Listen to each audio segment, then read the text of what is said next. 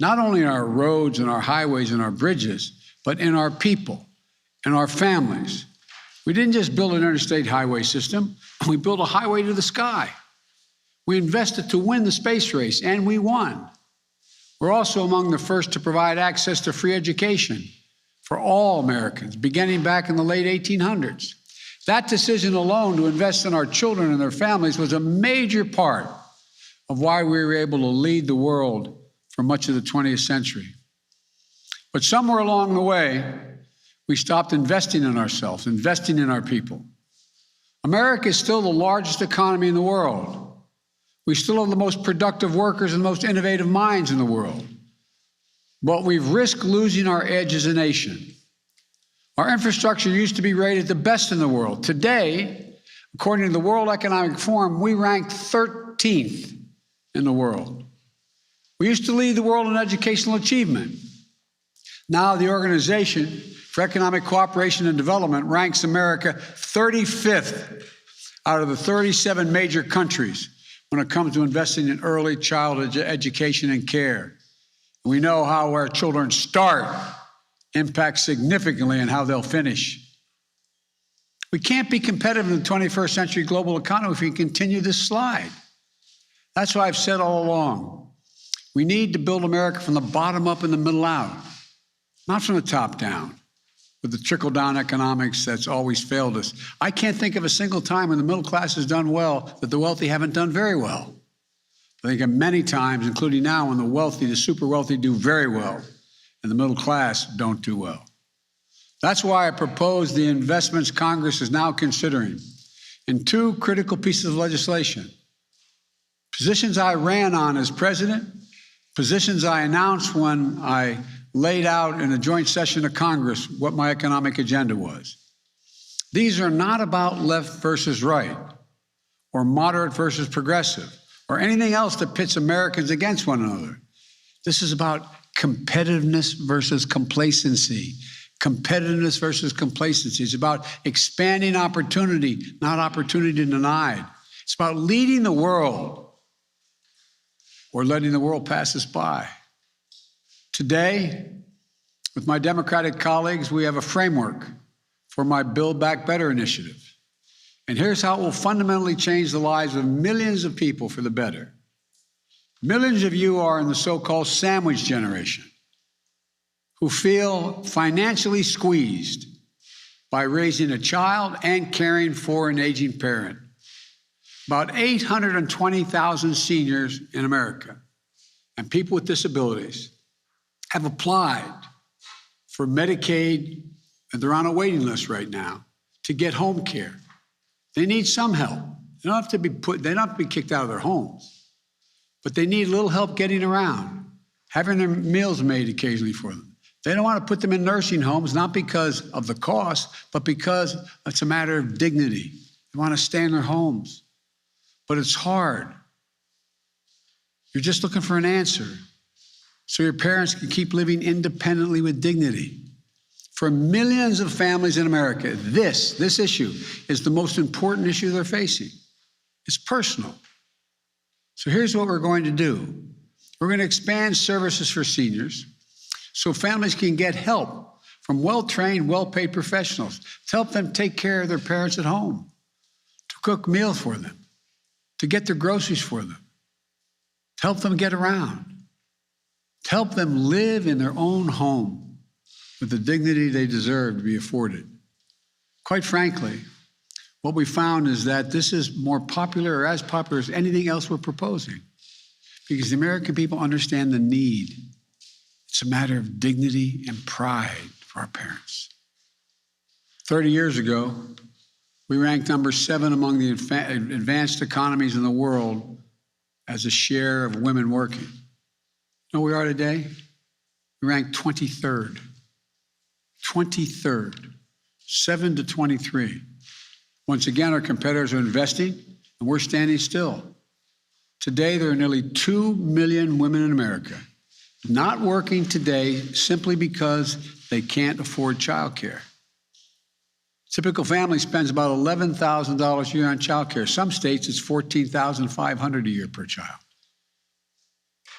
We're going to make sure nearly all families earning less than $300,000 a year will pay no more than 7% of their income for child care. And for a family making $100,000 a year, that will save them more than $5,000 in child care. This is a fundamental game changer for families and for our economy, as more parents, especially women, can get back to work and work in the workforce. I'm looking at a lot of significant press people in front of me. A lot of them are working mothers. They know what it costs. I remember when I got to the Senate, I lost my wife and daughter in an accident, my two boys. I started commuting 250 miles a day because I had my mom and my dad and my brother and my sister to help me take care of my kids because I couldn't afford childcare, and I was getting a serious salary, $42,000 a year. We've also extended the historic middle-class tax cut. That's what I call it, middle-class tax cut for parents. That is the expanded child tax credit we passed through the American Rescue Plan.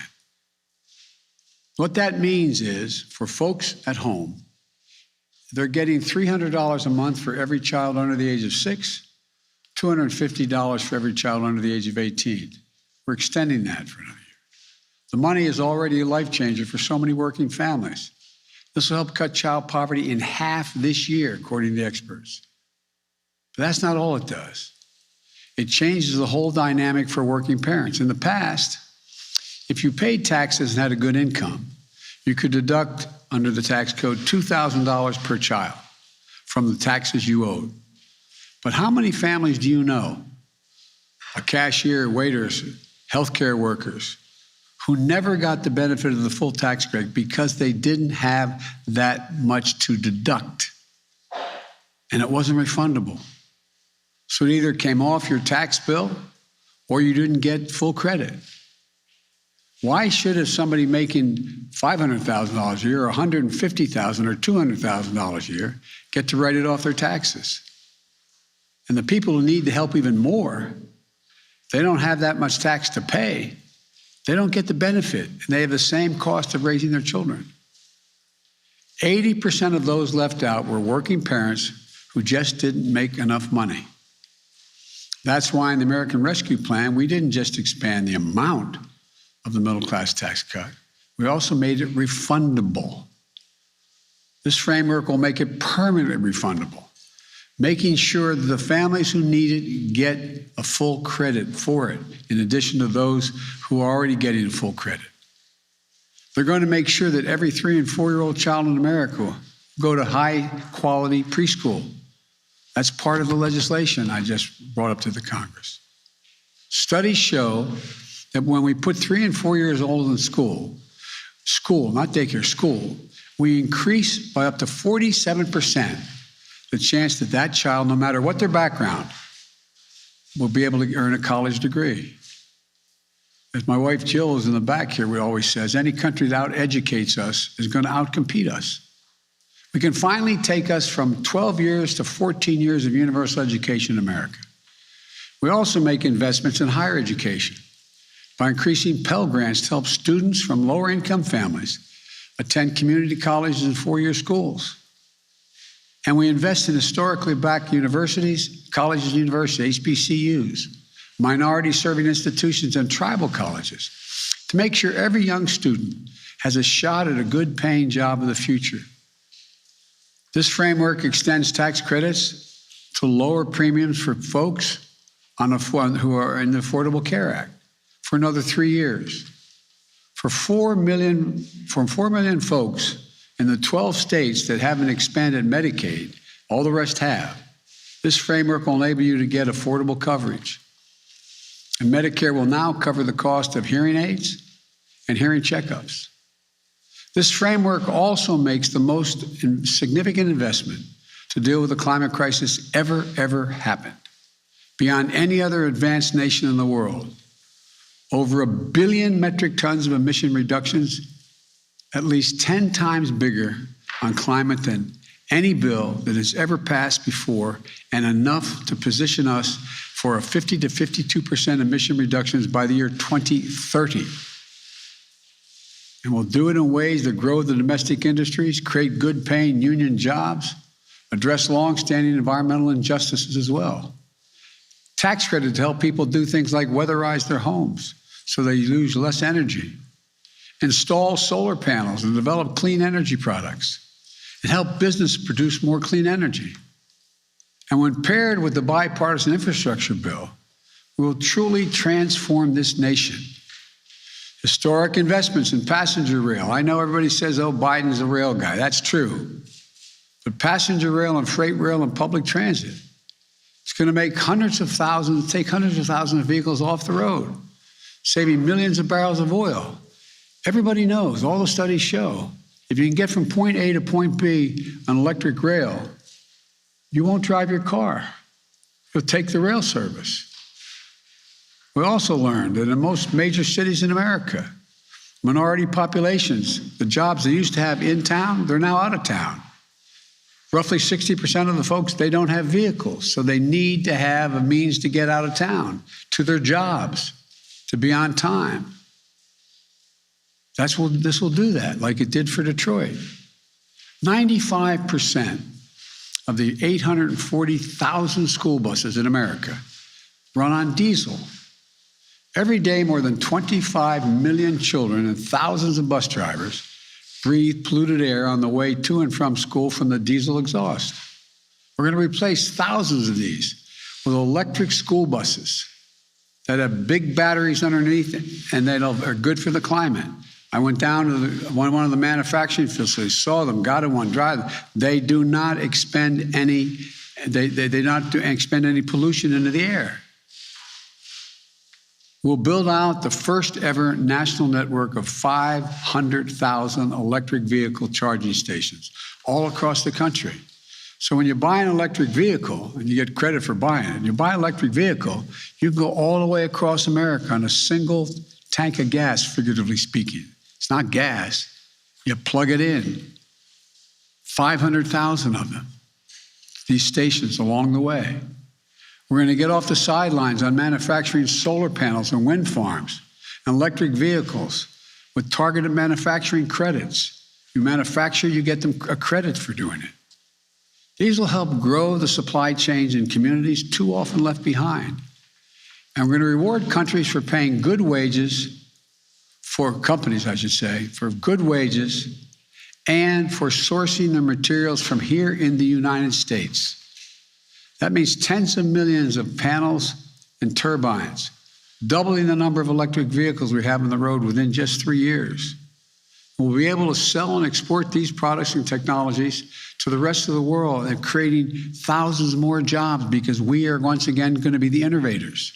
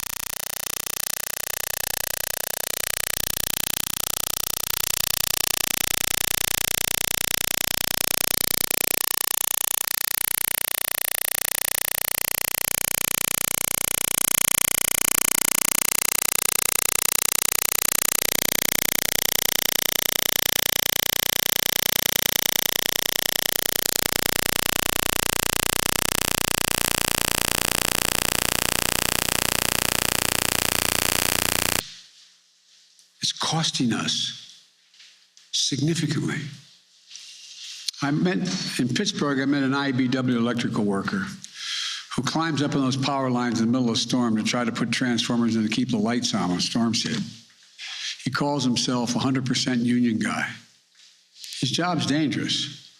As he said, I quote, "I don't want my kids growing up in a world where the threat of climate change hangs over their heads," end of quote. Folks, we all have that obligation to our children and to our grandchildren. The bipartisan infrastructure bill is also the most significant investment since we built the interstate highway system and won the space race decades ago. This is about rebuilding the arteries of our economy. Across the country now, there are 45,000 bridges and 173,000 miles of roads that are in poor condition. Some of the bridges you don't even take a chance of going across. They're shut down. They can't be built back to the same standard because the weather's not going to get a lot better. We just got to keep from getting a heck of a lot worse.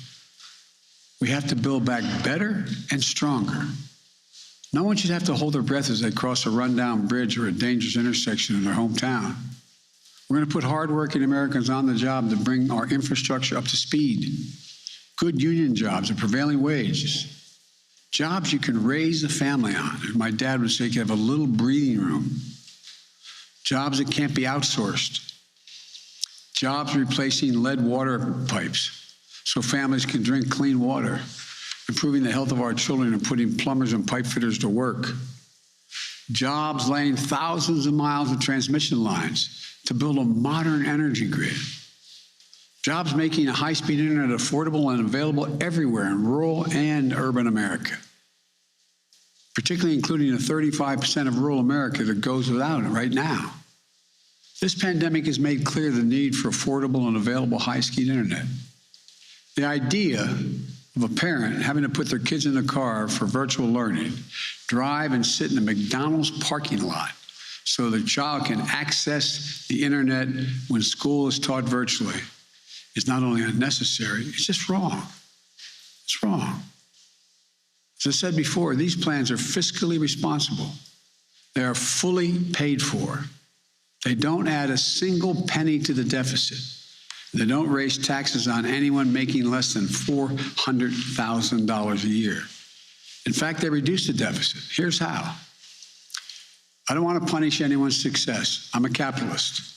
I want everyone to be able to, if they want to be a millionaire or billionaire, to be able to seek their goal.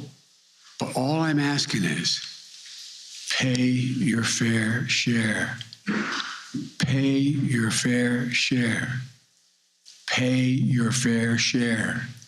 And right now, many of them are paying virtually nothing.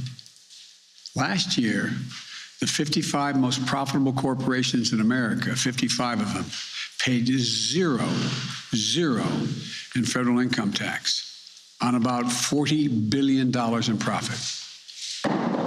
If they report big profits to their shareholders, they should be paying taxes. It's that simple. That's why the Build Back Better framework will have a 15% minimum on the largest corporations, a minimum tax of 15%. The top 1% of the wealthiest Americans evade, it's estimated by the experts, $160 billion a year in federal taxes. That's wrong. We're going to change that. I want to emphasize what I said from the beginning. Under my plans, if you earn less than $400,000, you won't pay a single penny more in federal taxes, period. In fact, these bills continue cutting taxes for middle class, for child care, for health care, so much more. Let me close with this. For much too long, working people of this nation and the middle class of this country have been dealt out of the American deal. It's time to deal them back in. I ran for president saying it was time to reduce the burden on the middle class, to rebuild the backbone of this nation, working people and the middle class. I couldn't have been any clearer from the very moment I announced my candidacy. That's why I wrote these bills in the first place and took them to the people. I campaigned on them, and the American people spoke. This agenda, the agenda that's in these bills, is what 81 million Americans voted for. More people voted than any time in American history. That's what they voted for. Their voices deserve to be heard, not denied, or worse, ignored. Because here's what I know. If we make these investments, there will be no stopping the American people or America. We will own the future. I've long said it's never been a good bet to bet against the American people. I've said that to foreign leaders as well as everyone here in this country, which means it's always a good bet to bet on the American people. Just give them half a chance. And that's what we're doing. That's what these plans do. They're about betting on America, about believing in America, about believing in the capacity of the American people. If you look at the history of the journey of this nation, what becomes crystal clear is this. I'll say it again. Given half a chance, the American people have never, ever, ever, ever let the country down. So let's get this done. God bless you all, and may God protect your troops, and I'll see you in Italy and in Scotland. Thank you. Manchin and Sinema agree to this. President taking no questions, leaving now. In fact, leaving shortly for Europe, as he noted. But the president, the headline saying that he knows they have a historic framework now for a social spending plan. If that indeed means all Democratic members have signed off, it's a little unclear. We want to go to NBC's Monica Alba from the White House. And I guess the question to you is, what's the difference between a framework and an actual deal in this case? That's the million-dollar question here, Lester. The president trying to project optimism in what he believes is an outline and an agreement that he hopes the entirety of his own Democratic Party can get behind, but he simply does not have that guarantee at this hour. He is coming out and saying that he didn't get everything he wanted in this proposal, and in fact that no one did, that it was all about compromise. And the president, when he did meet earlier with Democrats about that deal, which right now is top line numbered at $1.75 trillion. It does include universal pre-K funding for child care and for elder care, but what's not in it is paid family leave and free community college, two things that candidate Biden had promised and that he believes also helped him get elected. So there's still a lot of negotiating to do. There's a lot that wasn't mentioned in the president's speech because he's going to continue these conversations with Capitol Hill, with lawmakers. Earlier today, he told them it was no exaggeration to say that the future of their parties and their very slim majorities in Congress and in the 2022 midterms and his entire presidency rides on whatever happens with these two infrastructure bills. So the president just moments away from departing for these high-stakes summits overseas in Italy and Scotland, major economic and climate summits where he wanted to tout some progress. It seems here he is taking a major gamble, saying this is the framework I would like the Democratic Party to get behind,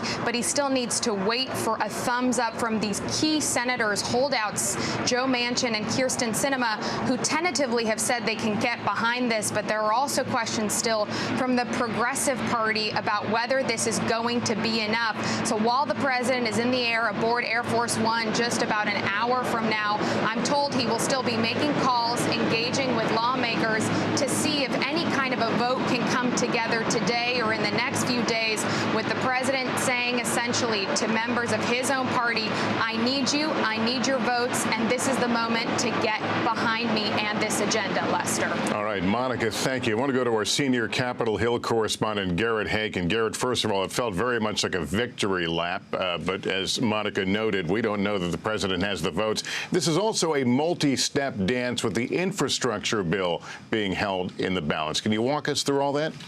Yeah, and I thought your question to Monica summed it up. This is a framework, but not a deal. Those two lawmakers, Kyrsten Sinema and Joe Manchin, have both either put out statements or had interactions with reporters since this framework came out this morning, in which they were broadly supportive but declined to commit specifically to voting for this framework once it becomes legislation. Now, the goal here is for the House to act today. Speaker Pelosi said she wants to act today on the hard infrastructure bill that was passed with bipartisan support through the Senate several months ago. That frustrates progressives, the left of the Democratic Party, who say, we don't want to vote on that bill until we're certain that another bill even exists and that it will make it through the Senate with this framework that the president outlined today. So the framework itself has been pretty positively received on Capitol Hill. There's some frustration about elements that had to be left on the cutting room floor, including the paid family leave program specifically. But now there is a very delicate and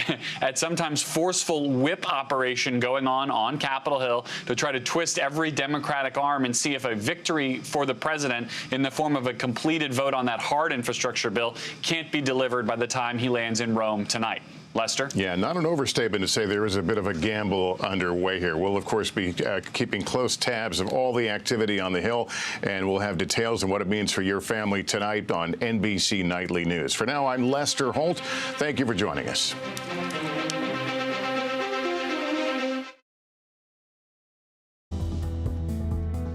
Sometimes the news can be difficult and overwhelming for kids to understand. Will coronavirus come back next year? So to help make